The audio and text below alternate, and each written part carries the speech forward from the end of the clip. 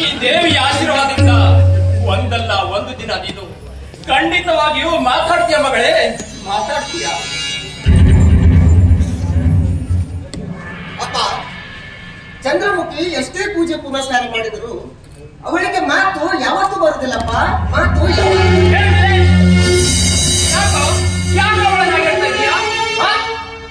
ದೈವಿ ಶಕ್ತಿ ಬಂದಿದ್ರೆ ಏನೆಲ್ಲ ಪವಾಡಗಳು ನಡೀತಿವೆ ಗೊತ್ತಾ ನಿನಗೆ?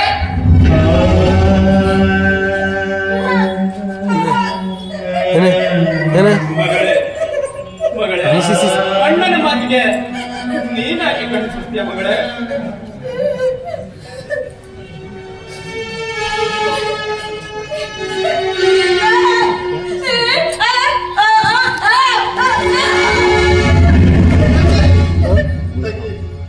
ನನ್ನನ್ನು ಕ್ಷಮಿಸಮ್ಮ.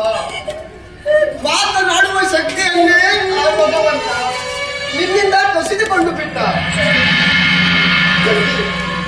ನೀ ಮೂಕಿಯಾದರೂ ಈ ಕುಟುಂಬದಲ್ಲಿ ಪ್ರಚಲಿಸುತ್ತಿರುವ ಚಂದ್ರಕನ ನೀನು. ಹೌದು, ನಿನಗೆ ಮಾತು ಬರೆದಿದ್ರೆ ಏನಾಯಿತು? ನೀನು ಸಕಲ ಕಲಾವಲ್ಲವೇ, ಸಂಗೀತ ನುಡಿಸುವಲ್ಲಿ ರಾಜ್ಯಕ್ಕೆ ಕೀರ್ತಿ ತಂದೊಳಗಡೆ ನೀನು.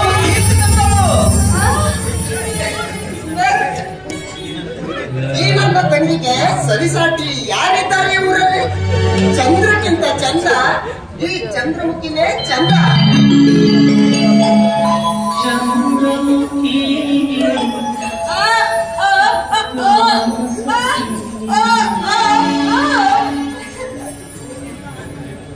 ಮಗಳೇ, ಯಾಕೆ ಚಿಂತಿಸ್ತೀಯ ಮಗಳೇ? ನೋಡು, ನಿನ್ನಪ್ಪ ಕಾಲಿಲ್ಲದ ಕುಂಟ. ನಿನ್ನಣ್ಣ ನಮಗೋಸ್ಕರ ಅಲ್ಲಿ ಇಲ್ಲಿ ಕೆಲಸ ಮಾಡಿ ದುಡಿಯುತ್ತಿದ್ದಾನೆ. ನೋಡು, ಕಂಕಣ ಭಾಗ್ಯಕ್ಕೆ ಸಮಯ ಕೂಡಿ ಬರ್ಬೇಕು ಮಗಳೇ, ಸಮಯ ಕೂಡಿ ಬರ್ಬೇಕು.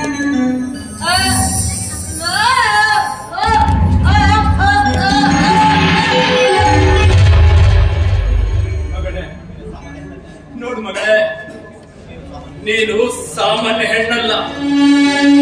ನಿನಗೆ ಗರುಡ ಮಚ್ಚೆ ಇದೆ.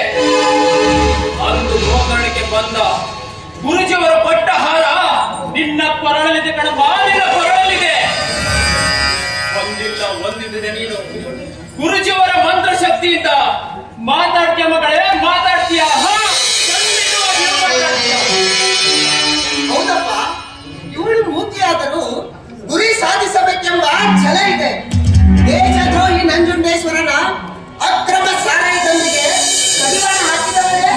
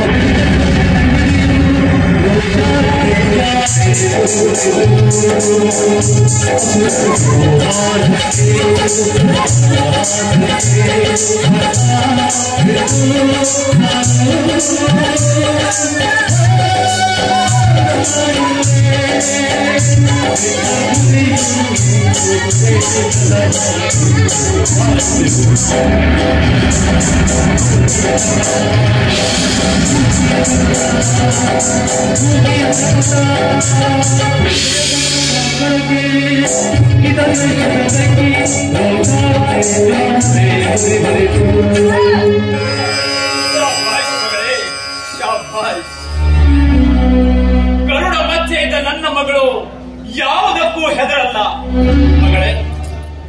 ಮಗಳೇ, ನನ್ನ ಪ್ರಾಣ ಒತ್ತೆ ಇಟ್ಟಾದ್ರು ನಿನ್ನ ಮದುವೆ ಮಾಡಿಸ್ತೀನಿ ಮಗಳೇ, ಖಂಡಿತವಾಗಿಯೂ ಮಾಡಿಸ್ತೀನಿ.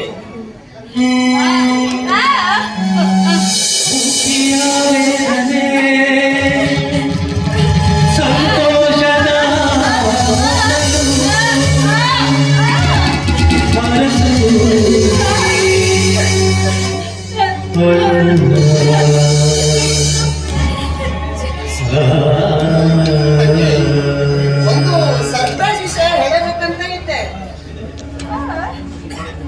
ನಿನ್ನ ಜೊತೆ ಹಸೆಮನೆಯರದು ಪ್ರೇಮ್ ಎನ್ನುವ ಶ್ರೀಮಂತ ಯುವಕನನ್ನು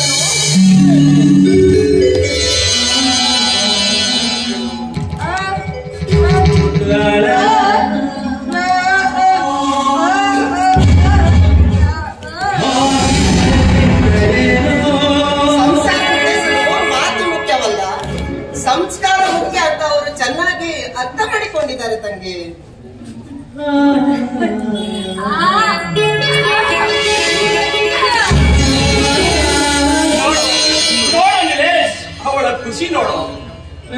ಅದಕ್ಕೆ ಹೇಳುವುದು ಯಥಾಕಾರಿ ಯಥಾಚಾರಿ ತಥಾಭವತಿ ಎಂದು. ಅಂದರೆ ತನ್ನ ಕರ್ಮ ಮತ್ತು ನಡತೆಗೆ ಅನುಗುಣವಾಗಿ ವ್ಯಕ್ತಿಯ ವ್ಯಕ್ತಿತ್ವ ರೂಪಗೊಳ್ಳುತ್ತದೆ.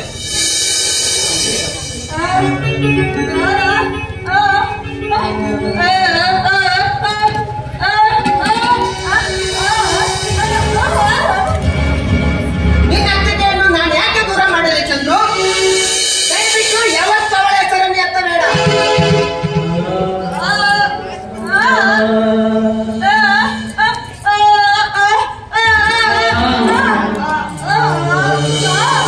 ಕಟ್ಟಿದ ತಾಳಿ ಒಮ್ಮೆ ಕಳಚಿದ ಮೇಲೆ ಅದು ಮಂಗಳ ಹಾಡಿದ ನಾಟಕ. ಮತ್ತೆ ಕಥೆ ಮುಂದುವರಿಸಲು ಸಾಧ್ಯವಿಲ್ಲ.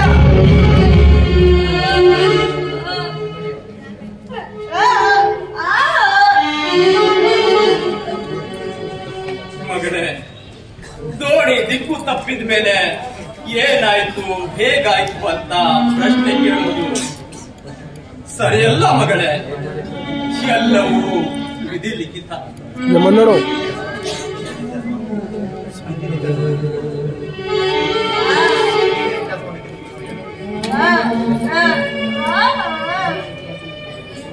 ಹಿಂದಿನ ಇತಿಹಾಸವನ್ನು ಕೆದಕುವುದು ಸರಿಯಲ್ಲ ತಂಗಿ. ಈ ಹುಣ್ಣಿಮೆಯ ಚಂದ್ರಮುಖಿ ಸದಾ ಕಾಲ ಪ್ರಜ್ವಲಿಸುತ್ತಾ ಇರಬೇಕು ಅಷ್ಟೇ.